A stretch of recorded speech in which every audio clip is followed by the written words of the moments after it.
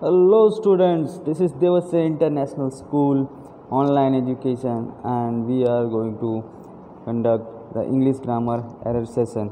In last lecture or last video we have seen that how many rules are there to finding or making any error in a sentence, and those rules we are going to study, and approximately two rules means two videos already has been uploaded, and this one is the third video, part 3. And in this video we are going to study the uses of adjective, means how adjective should be used correctly, and with the help of this adjective examiners are creating errors in the sentence and presenting in the examination. So let's see the use of adjectives and understand the rules. So 37 number rule is adjectives of quantity. So how much of a thing is meant. तो adjective जो होते हैं वो कई तरह के होते हैं, मैं आपको शो कर देता हूँ. Now this is the topic of adjective, and here you can see that how many types of adjectives are present. So adjectives are the words that are used to describe the noun, pronoun and to the quantity and identify them. तो ये mostly जो होता है आपके noun pronoun को modify करने के लिए, उसको डिस्क्राइब करने के लिए, उसके बारे में एक्स्ट्रा इन्फॉर्मेशन देने के लिए जो वर्ड यूज़ किया जाता है, that word can be also expressing और डिस्क्राइबिंग द क्वांटिटी और कलर और साइज, शेप, एनीथिंग. तो ultimately quality and quantity we can identify with the help of this word. So that word is considered as adjective. And what are the types? So here 5 types are given. Adjective of quality, describe the nature. Quality, describe the nature.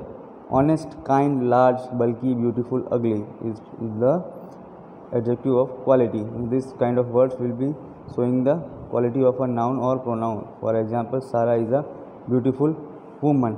Then next one is adjective of quantity, that we have seen in our main. So second adjective is quantity, adjective of quantity. This helps to show the amount of approximate amount of the noun and pronoun.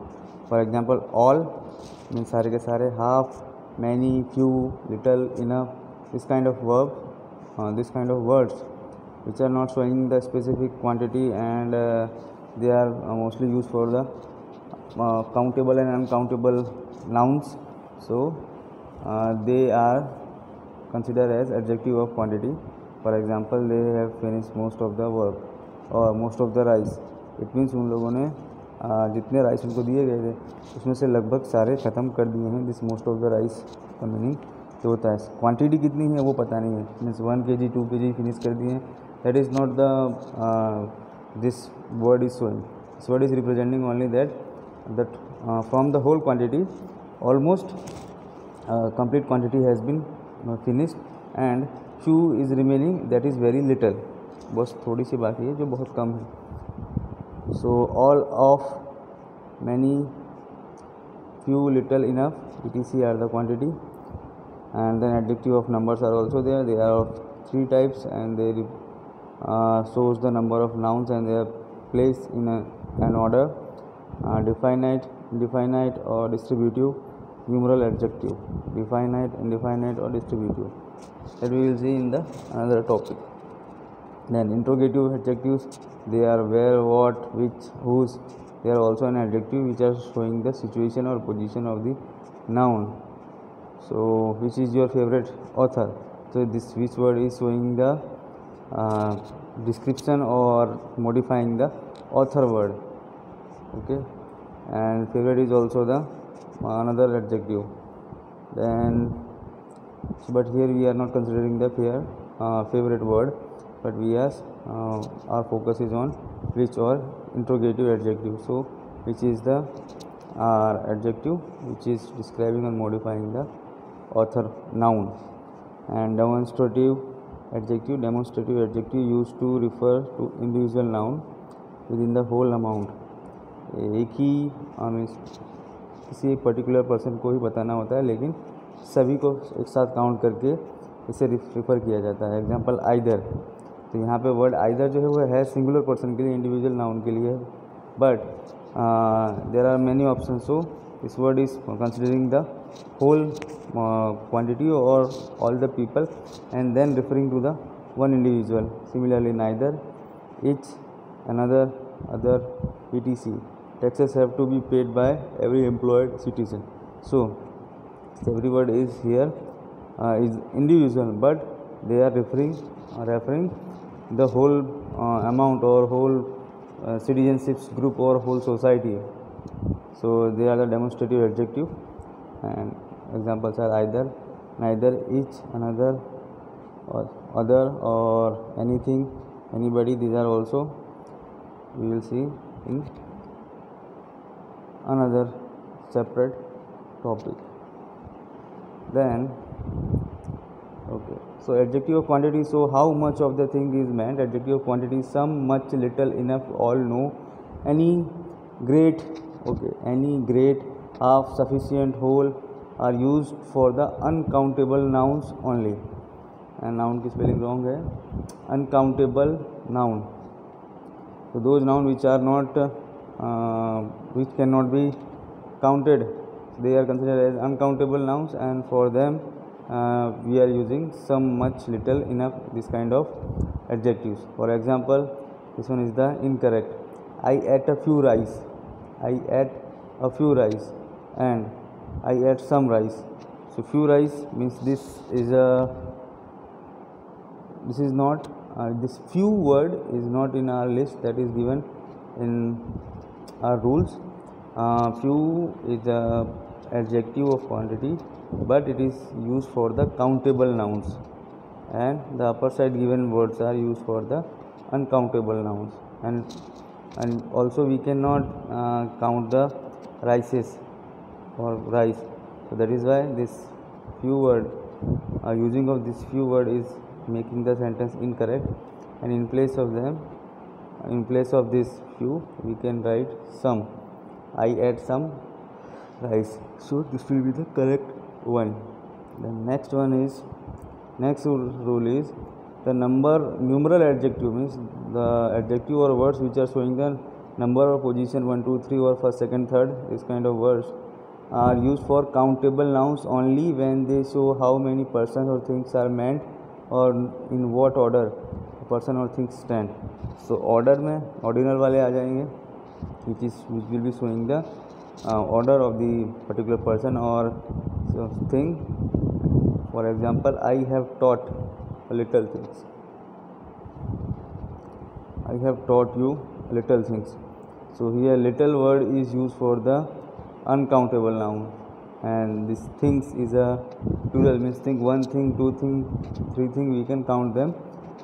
So that is why this little word is wrong here, and you have to put the countable noun, that is few. So few is a countable noun. So I have taught you few things. Then rule number 39, when cardinal and ordinal numbers are together, ordinal precedes the cardinal. अगर आपको कभी ordinal and cardinal are coming together in a single sentence, in that case ordinal will be preceding the cardinal, means ordinal will become first and then cardinal we will write. For example, and what is the difference cardinal and ordinal? So cardinal are simply number 1, 2, 3, 4, 5, and ordinals are the showing position of a particular thing or person. So first, second, third, fourth, this kind of words are ordinal.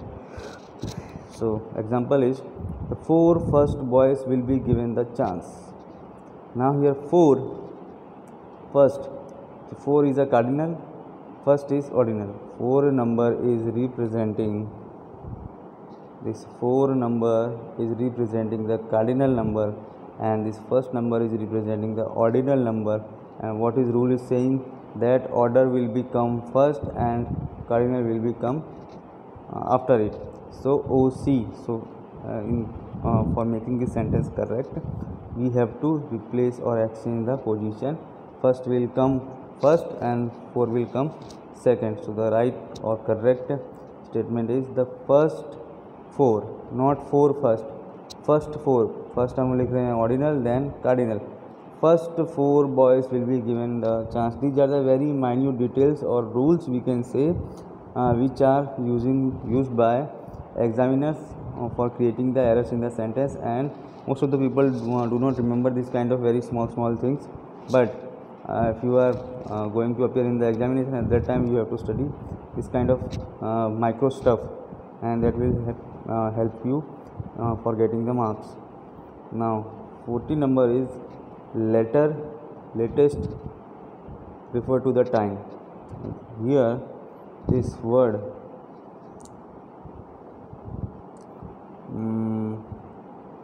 this one, this letter and latest and this letter and last, they are very confusing terms.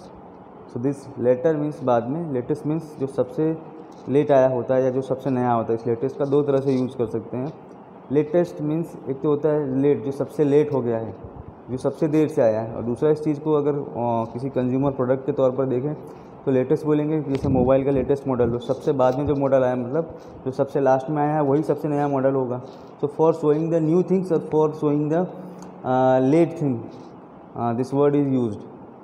Then next 2 words are latter and last. They are showing the position. Latter means पीछे खड़ा रहना और last means सबसे last में खड़ा रहना. So this 2 words are used for creating the error. Example, I reached at 10 AM. I reached at 10 AM but he was later than I expected. तो यहाँ पे लेटर, तो यहाँ पर मैं 10 बजे पहुँच गया पर वो लेट था जितना मैंने एक्सपेक्ट किया था. ठीक है, तो यहाँ पर लेटर जो है फर्स्ट वाला आना चाहिए. ये वाला जो लेटर है वो रॉन्ग है. आपको ये वाला लेटर लिखना है जो टाइम को रिप्रेजेंट करता है. For time this word is use. So ये वाली स्पेलिंग आएगी लेटर की. एंड इस लेटर का मीनिंग तो होता है पीछे. तो यहाँ पे वो पीछे था जितना मैंने एक्सेप्ट किया था, ऐसा नहीं, क्योंकि स्टार्टिंग में टाइम के बारे में बता दिया है कि मैं 10 बजे पहुँच गया था और मैंने सोचा था कि वो राइट टाइम पर आएगा लेकिन वो लेट आया. So in that case this is the mistake. This later should not be use. Correct one will be I reached at 10 AM but he was later than I expected. वो मेरी expectation से ज़्यादा late था. Then 1 number rule, father.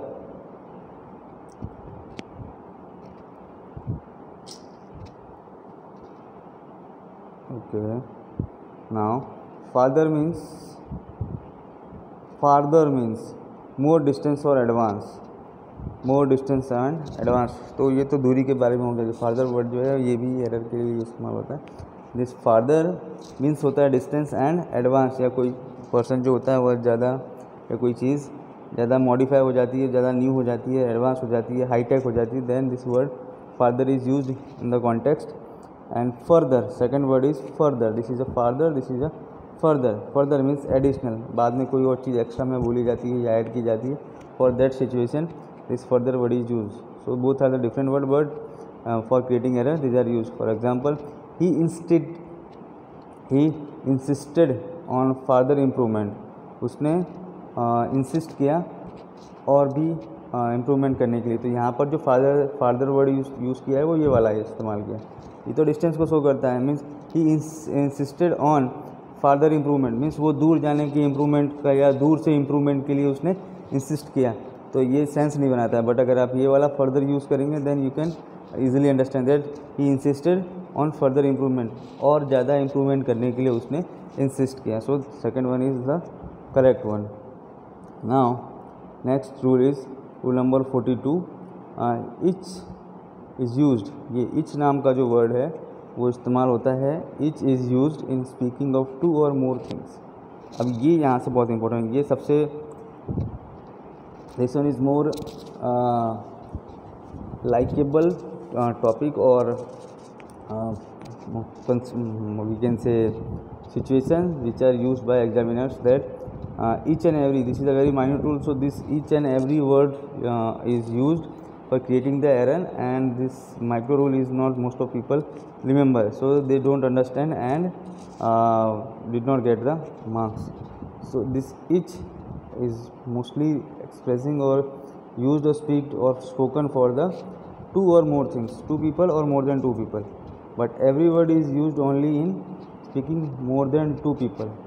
Means this every word is almost In every case there should be always more than 2 people. Every is used for more than 2 people, and each is used for 2 and more, means 2 will be okay, but if more than 2 are there, then also this can be used, but in every there is no option of 2. More than 2 is compulsory.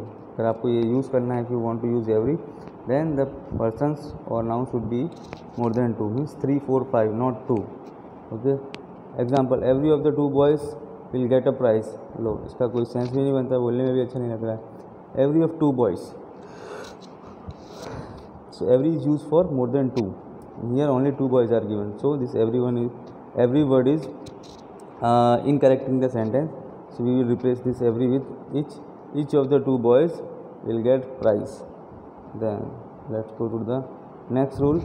To express quantity or degree sum, आपको कभी किसी की quantity या degree बतानी है, उसका intensity एक तरह से बोल सकते हैं, डिग्री उसका कैरेक्टर में हाइट कितनी है और उसके नंबर्स कितने हैं उसको बताना हो, तो सम is used in affirmative sentence. जो पॉजिटिव सेंटेंस होते हैं विदाउट नॉट और इंट्रोडक्शन और interrogation and exclamation, those are called affirmative sentence, simple sentence, statement sentence. So these sentences, in these sentences this some word is used because this is expressing the quantity and degree. Any is negative or interrogative sentence. So these two words we are going to use, and this is a very micro detail, some and any. They are saying that some is the affirmative or positive feeling, and this any has a negative or interrogative feeling, means this any is used in the sentence of negative version and interrogative version, and this some is used in most of the cases in positive or affirmative or assertive sentences. For example, have you bought some mangoes? तो यहाँ पे देखिए आप बोलेंगे तभी आपको ऐसा odd सा फीलिंग आएगा. सम मैंगोज, दो some mango we can count it, but here this is not the problem of countable or uncountable. This is the problem of this rule that some has the positive vibes, some has the positive vibes, feelings जो होती हैं सम की वो positive आती है, और यहाँ पर इंट्रोगेटिव क्वेश्चन पूछा गया तो उसके अंदर सम यूज़ करते हैं तो वो फील अच्छा नहीं आता है. So that is why we will replace this some with any. So have you bought any mangoes, have you bought any mangoes? Now the sense is good, feeling is also good. Now then 44 number, in the comparison in comparing two things, when you are comparing two things the comparative should be used. अच्छा, जब वो ये degree से related rule है कि अगर आप दो चीज़ों की कंपैरिजन कर रहे हैं तो आपको कंपैरेटिव वर्ड ही यूज़ करना है, ना कि superlative word. Example, which is the best of two, दोनों में से सबसे बेस्ट कौन. तो दो लोगों के लिए कभी superlative word best is not use. Comparison दो के बीच में हो रहा है तो we will use better word. So which is the better of the two, दोनों में से ज़्यादा अच्छा कौन सा है, इस kind of the meaning will be perceived. So now next rule is 45 number. When two quantities of the same person और थिंग्स आर कंपेयर्ड. अच्छा, एक ही आदमी की क्वालिटीज़ को कंपेयर किया जाता है तो इन that case comparative is not use, more is use for this purpose. So example is visor then brave. He is visor then brave, means wise का कंपेरेटिव डिग्री वाइजर ही होता है, ब्रेव का brewer होता है, या मोर ब्रेव करके भी इस्तेमाल किया जाता है कई जगहों पर. सो अब यहाँ पर ये एक ही पर्सन की दो क्वालिटी है, उन दोनों के बीच में कंपैरिजन कर दिया है, वाइज एंड ब्रेव के बीच में. सो अगर सेम पर्सन है and two qualities are comparing, then in that case we will not use wiser word, we will use more word. So that is why he is more wise then brave. वो बहादुर से ज़्यादा समझदार है. And then rule number 46, again rule related to the comparison degree. So when comparison is made by means of comparative, the things compared should be excluded from the class of the things with which it is compared by using other or some such words. Okay, now rule number 46 is showing that कि suppose इस तरह से है कि मान लीजिए कि ये ग्रुप है स्टूडेंट्स का, या किसी भी चीज़ का, ठीक है। ये ग्रुप है। अब इस ग्रुप के अंदर आप किसी एक पर्सन की बात कर रहे हैं। सपोज आप किसी एक पर्सन की बात कर रहे हैं, इसकी बात कर रहे हैं, ठीक है। अब इस पर्सन को हम बाकी सारे ग्रुप से जो है वो ग्रेड बता रहे हैं, ज़्यादा बता रहे हैं, उसकी क्वालिटी को एनहांस करके बता रहे हैं, कंपैरिजन कर रहे हैं उस अकेले का और पूरे ग्रुप में बैठे हुए सारे लोगों का। तो इन दैट केस जब हम इसको कंपेयर कर रहे होंगे तो हमें आप इस सिंगल पर्सन को, इस रेड कलर के पर्सन को एक्सक्लूड कर देना होगा इस ग्रुप से। इस पूरे ग्रुप से हमें एक्सक्लूड मीन्स बाहर निकाल देना है, उस ग्रुप के अंदर नहीं मानना है। मीन्स आप इस अकेले पर्सन को बेटर बता रहे हो बाकी ग्रुप के सभी लोगों से, तो this one person will be excluded from the whole class of the things. इस चीज़ों की पूरे ग्रुप से अलग रख दिया जाएगा जिसके साथ में कंपेयर किया जा रहा है। उसके लिए वर्ड इस्तेमाल करेंगे अदर। मीन्स ये पर्सन जो है वो बाकी बचे सभी अदर्स से ज़्यादा बेटर है, तो यहाँ पे अदर वर्ड का इस्तेमाल करेंगे और उसी का रोल है। So incorrect is he is cleverer than any boy in the class. वो क्लास में किसी भी बच्चे से ज़्यादा क्लेवर है। बट यहाँ पर एनी बॉय सिर्फ लिख दिया है, तो इसको और ज़्यादा सेंस बनाने के लिए अदर वर्ड का इस्तेमाल करते हैं, एक्सक्लूड कर, क्योंकि any boy in the class बोल देंगे तब उसके अंदर ये सेपरेशन नहीं हो रहा है कि जिस बच्चे की हम बात कर रहे हैं वो एक्सक्लूडेड है। ऐसा लग रहा है कि ये ही जो है वो भी पूरी क्लास के अंदर ही इंक्लूडेड माना जा रहा है, any boy in the class. तो any boy in the class में तो वो भी आ गया। बट अगर इसके अंदर अदर ऐड कर देते हैं कि he, second one correct statement is he is cleverer than any other. अब यहाँ पे एनी अदर लिख दिया है, इन दैट केस अब अदर हो जाएगा, तो मीन्स उसके अलावा बाकी जो बच्चे हैं, उसके अलावा बाकी बच्चे जो क्लास में हैं उनमें से कोई भी, ही के अलावा क्लास में जितने बच्चे हैं उनमें से कोई भी ही से ज़्यादा क्लेवर नहीं है। इसका मीनिंग ये निकल रहा है। सो हमको इनडायरेक्टली डिग्री में इस तरह की इनडायरेक्टली सेंसेस को समझना पड़ता है, तब जा करके हमारे स्टेटमेंट जो होते हैं वो करेक्ट बनते हैं। So he is cleverer than any other, class के किसी और दूसरे बच्चे से ज़्यादा स्मार्ट है या क्लेवर है। Then rule number 47, when comparison is made by means of superlative. अब अगर कंपैरिजन हो रहा है सुपरलेटिव फीलिंग को ध्यान में रखते हुए, so the things compared should be included the class of the things with which it is compared. देखिए अब कंपैरिजन अगर हो रहा था कंपैरेटिव डिग्री के हिसाब से, तब उस केस में कंपैरेटिव डिग्री के अंदर हमने कहा कि एक्सक्लूड कर देना है उस पर्सन को, जिसको आप अच्छा बता रहे हो, उस पर्सन को आपको एक्सक्लूड कर देना है, बाहर निकाल देना है क्लास से। लेकिन अगर सुपरलेटिव वाली फीलिंग के साथ कर रहे हो तब आपको उसको इंक्लूड करना है। Example, he is the strongest of all other man. अब यहाँ पे ऑल अदर मैन जो है स्ट्रॉन्गेस्ट, अब इसका फीलिंग आता है सबसे ज़्यादा। ऊपर वाले में कंपैरिजन में आ रहा था कि वो बाकी दूसरे बच्चों से ज़्यादा क्लेवर था, लेकिन यहाँ पर ही इज़ द स्ट्रॉन्गेस्ट, सुपरलेटिव, सबसे ज़्यादा स्ट्रॉन्गेस्ट है ऑल अदर मैन, सारे के सारे जो दूसरे इंसान हैं, मैन हैं, उनसे स्ट्रॉन्ग यही है। So correct one is he is the strongest of all man. यहाँ पे अदर को निकाल दिया, मीन्स जो जितने भी मैन हैं उसके अंदर इसको भी इंक्लूड कर दिया, ही को भी अंदर रख लिया है, और उन पूरे ग्रुप को ऑल मैन, सारे के सारे मैन में से ये ही स्ट्रॉन्गेस्ट है।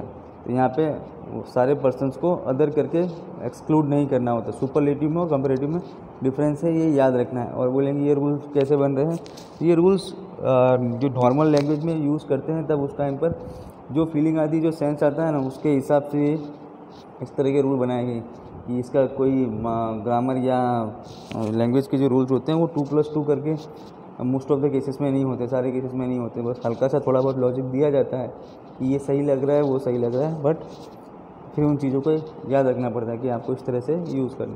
तो he is the strongest of all other mans, ये बाकी सभी मैन से ज़्यादा, सबसे ज़्यादा स्ट्रॉन्ग है। यहाँ पे ऐसा दिखाना है, तो यहाँ पे सबसे ज़्यादा स्ट्रॉन्ग है तो सारे के सारे लेने पड़ेंगे। सबसे ज़्यादा स्ट्रॉन्गेस्ट का मतलब सबसे ज़्यादा, तो सारे के सारे मैन को लेना पड़ेगा, that is why he is included.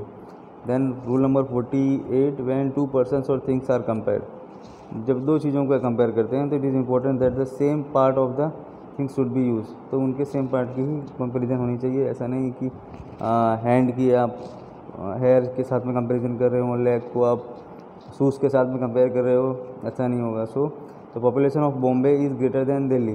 तब यहाँ पे पॉपुलेशन वर्ड इस्तेमाल किया है फॉर बॉम्बे, इन सम सिटी की पॉपुलेशन का कंपैरिजन कर रहे हैं, ना कि सिटीज़ के लैंडमार्क्स का या सिटी के एरिया का या सिटी के एनवायरनमेंट का, उसकी बात नहीं कर रहे हैं, पॉपुलेशन की बात कर रहे हैं।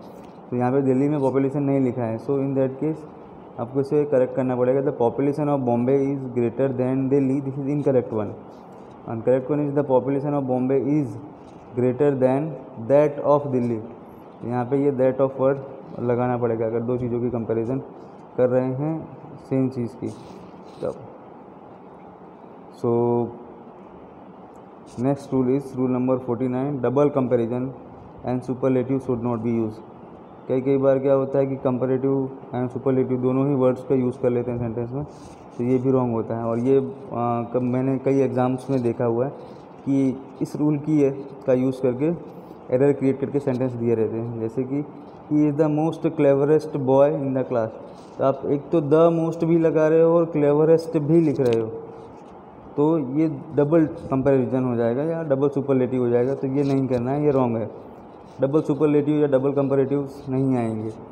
तो यहाँ पर या तो आप मोस्ट लगा सकते हो, मोस्ट क्लेवर बॉय, और या तो आप क्लेवरेस्ट लगा सकते हो, the cleverest boy. So he is the cleverest boy. कई बुक्स में द मोस्ट वर्ड भी यूज़ करते हैं क्लेवर के लिए, तो इसलिए मैंने कहा so here it is used as a cleverest. So he is the cleverest boy in the class. Second is he is more wiser then his brother. अपने भाई से ज़्यादा होशियार है। यहाँ वाइजर भी लिखा है, मोर भी लिखा है, तो ये इनकरेक्ट है। ऐसा वाइजर भी है और मोर भी है, तो ये नहीं चलेगा, आपको इसको करेक्ट करना पड़ेगा। या तो आप मोर लगाएंगे या तो आप वाइजर लगाएंगे। तो यहाँ पर हम मोर को हटा के सिर्फ वाइजर लिखेंगे। He is wiser than his brother, he is wiser than his brother. Then rule number 50 is the comparative adjective superior, inferior, senior, junior, prior, anterior, posterior, prefer, etc. should be followed by to instead of then। अच्छा, comparative degree में हम अक्सर ऐसा लिखते हैं visor then, taller than, हर चीज़ में clever than, तो then लगाया जाता है। ठीक है, कंपैरेटिव डिग्री में अक्सर देन लगाया जाता है। बट अगर इस तरह के एडजेक्टिव आते हैं, कंपैरिजन एडजेक्टिव इनको बोलते हैं, कि दो लोगों के बीच में कंपैरिजन ऐसे ही इस वर्ड से ही हो जाता है कि कौन हायर पोस्ट पर है, कौन लोअर पोस्ट पर। Superior higher post, inferior lower post. So ये वर्ड ही अपने आप में एडजेक्टिव है जो पर्सन की या नाउन की सिचुएशन बता रहा है। सीनियर अगेन ग्रेटर, जूनियर तो उससे कम, प्रायर तो पहले, एंटीरियर तो पुराना ये, और पोस्टीरियर तो ये भी बाद में प्रीफर किए जाते हैं टू के साथ में। इस तरह के अगर वर्ड्स आते हैं तो आपको टू लगाना है, देन नहीं लगाना। Example, he senior than me, it's wrong. आपको यहाँ पर देन नहीं करना है, आपको देन की जगह पर टू लगाना है। तो he is senior to me, he is senior to me, he is junior to me, इस तरह से वर्ड लगाएंगे। अगर सीनियर के प्लेस पर कुछ और लगा देते, he is superior to me, he is inferior to me, he is junior to me, he is anterior to me, ऐसे भी चलो मान लिया, बना दिया। सो जब ये वर्ड आते हैं तब आपको टू लगाना है। Then rule number 51। अब this 51 rule is showing that some adjectives are like that they are showing quality, but the word itself is showing the extreme quality, so they should not be compared with others, they are itself showing the extremist quality. Example, unique, ideal, perfect, this one. Unique, ideal, perfect, universal, entire, extreme, chief, full, square, round. Unique मतलब हमारा अनोखा, ideal, आदर्श, perfect, तो पता ही आप लोगों को, complete, पूरा, universal. अब पूरा है तो सबसे ख़त्म ही हो गया, किसी के साथ कंपेयर क्या करना। यूनिवर्सल तो पूरे वर्ल्ड में सेम होता है, उसको यूनिवर्सल बोलते हैं। एंटायर पूरी तरह से। एक्सट्रीम, एक्सट्रीम वर्ड ही अपने आप में एक्सट्रीम है, एंड हो गया उसका। एंड चीफ, तो ये मेन सबसे हाईएस्ट पोस्ट हो गई। फुल स्क्वायर, पूरा स्क्वायर, जैसे अभी यहाँ पे रेक्टेंगल बनाया है, फुल राउंड या सिंपली राउंड, इस तरह के वर्ड्स को कंपैरिजन नहीं कर सकते हैं हम। So our statement is it is the most unique thing, ये सबसे अनोखी चीज़ है।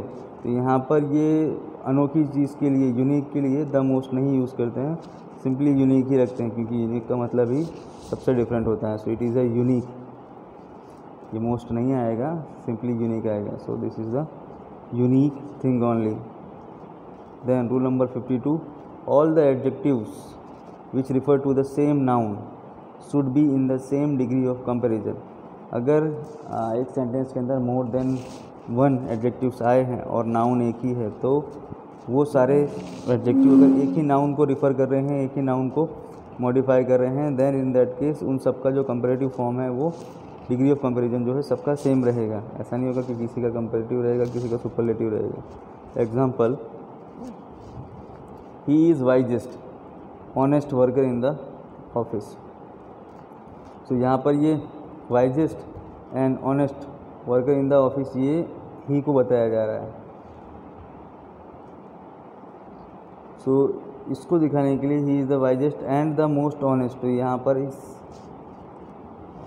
करेक्शन को वाइजेस्ट रखा है और ऑनेस्ट को हम सिंपली मोस्ट करके लिखते हैं। ऑनेस्ट जो है डबल सिलेबस है, ऑन और एस्ट।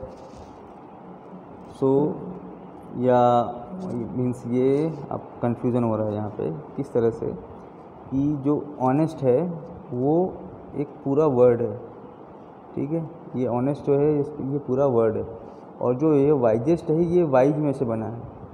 दिस वाइजेस्ट वर्ड जो है इसमें जो एस लगा है वो डिग्री को दिखा रहा है, कंपैरेटिव डिग्री को दिखा रहा है। अदरवाइज़ पूरा जो रियल वर्ड है वो तो सिंपल वाइज है, ठीक है, ओरिजिनल वर्ड जो है वो सिंपल वाइज है।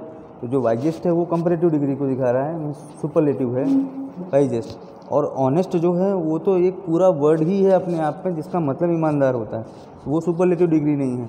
तो यहाँ पर ये दोनों ही चीज़ें जो हैं वो ही के बारे में बता रही हैं। ये दोनों ही चीज़ें, ये ऑनेस्ट ये ही को रिप्रेजेंट कर रहा है, ऑनेस्ट ये ही को दिखा रहा है, और जो हमारा वाइजेस्ट है वो भी हमारे ही के लिए ही, दोनों को मॉडिफाई कर रहे हैं, ठीक है। लेकिन एक जो है वो ओरिजिनल वर्ड है ऑनेस्ट, और वाइजेस्ट जो है वो सुपरलेटिव डिग्री है, और दोनों देखने में और रीड करने में सेम लग रहे हैं, और इसी को यूज़ करके इसे एरर क्रिएट किया गया है। तो रियल में यहाँ पर हमने इसको पॉजिटिव फॉर्म में रखा हुआ है, या तो इसका वाइजेस्ट करके बना के दिया हुआ है, वाइजेस्ट वाइज का वाइजेस्ट लिखा है, तो ये ऑनेस्ट का भी हमको सुपरलेटिव फॉर्म लिखना पड़ेगा। अभी ऑनेस्ट का तो फिर ऐसा नहीं लिख सकते ना, ऑनेस्ट का ऑनेस्टेस्ट, सुपरलेटिव डिग्री बनानी है तो ऑनेस्टेस्ट ऐसा नहीं करते। तो इस तरह के केस में जब सिलेबल में प्रॉब्लम होती है या डबल सिलेबल के होते हैं, तो यहाँ पे ये ऑन और एस्ट जो है डबल सिलेबल, दो तरफ वर्ड को दो पार्ट्स में ब्रेक कर सकते हैं। इस तरह के एडजेक्टिव्स को अगर आपको कंपेयर करना है तो आप आगे मोस्ट या मोर वर्ड का यूज़ करते हैं according to the degree, most या ऑनेस्ट मोर का। सो पहला वाला हमारा सुपरलेटिव में है, इसलिए सेकंड वाला भी सुपरलेटिव में आएगा। फर्स्ट वाला सुपरलेटिव में है, इसलिए सेकंड वाला भी सुपरलेटिव में आएगा, और इसके लिए यहाँ पर मोस्ट लगाया हुआ है। So he is the wisest and most honest worker in the office. और यहाँ पे एक और एरर देख लीजिएगा, यहाँ पे दी हुई नहीं है पर बता रहा हूँ कि द नाम का जो आर्टिकल है ये, अब क्योंकि वाइजेस्ट और द मोस्ट ऑनेस्ट है तो यहाँ पे दोनों एक ही आदमी को बता रहे हैं, तो इस द को भी एक ही बार लिखा है, वरना ऐसा लिख देते he is the wisest and the most honest. तो ये दो जो द है वो 2 टाइम्स आ जाता है, तो इसका रिपीटेशन हो जाता है, और मोस्टली इंग्लिश में रिपीटेशन जो है वो करने से कम किया जाता है नॉर्मल सिंपल ग्रामर के अंदर। सो एक ही बार दिया हुआ है। The rule number 53, Elder and honest, sorry Elder and eldest should be used for the person only. ये दोनों वर्ड जो हैं वो इंसान के लिए इस्तेमाल करने हैं। Strictly speaking they are used for the member of some same family only. Person only, strictly speaking they are used for the member of same family only. Older and oldest are used for the both person and things. तो older and oldest जो पुरानी चीज़ें बतानी होती हैं तो उसके लिए ये इंसान और चीज़ों दोनों के लिए इस्तेमाल करते हैं ये ओल्ड वर्ड। लेकिन जो एल्डर है वो एक ही परिवार के लोगों के बीच में जो उम्र का फासला होता है उसको दिखाने के लिए इस्तेमाल किया जाता है, एल्डर और eldest. So he is my older brother. अब दो भाई हैं, एक ही फैमिली के हैं, तो उनके बीच के रिलेशन को दिखाने के लिए एल्डर इस्तेमाल करते हैं इंसानों के लिए, और एक ही फैमिली के हैं इसलिए एल्डेस्ट। ये एल्डर वर्ड जो है वो यहाँ पर यूज़ होगा। This Elder word will be use in place of this older, because older is use for the person and thing both. And Elder का मीनिंग क्या बताया है कि एक ही फैमिली के अगर पर्सन होते हैं तो उनके लिए एल्डर इस्तेमाल। ये ही एंड ब्रदर जो हैं both are from the same family, that is why elder. So now here we are going to complete our video. So to 50% we have completed. Out of 100 rules we have finished the approximately 50. So 53 rules are finished. Now next video we will continue with the use of adverb till adjective we have completed. I hope these videos or lectures are helpful to you for your understanding the error sentences. Then after completing these rules we will also solve the exercise in separate video. Okay, till then take care, bye bye.